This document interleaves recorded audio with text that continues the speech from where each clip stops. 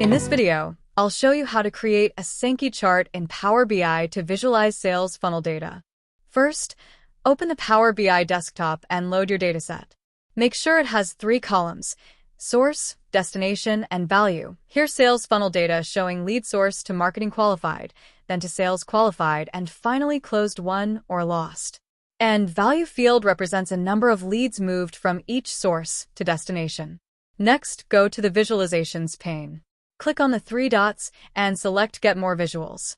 Search for Sankey chart, choose a Microsoft certified one, and add it to your report. Now drag the Sankey visual onto the canvas. Here's the key part. Drag source into the source field. Drag destination into the destination field. Drag value into the weight field. And just like that, your sales funnel flow appears. Notice how the leads moved from source to marketing qualified stage to sales qualified stage, then few moved to proposal sent stage to destination, closed lost, and closed won. Here, the thickness of the lines represents the volume of leads moving between stages. Thicker lines mean higher conversions. And that's how you create a dynamic Sankey chart in Power BI to visualize your entire sales journey.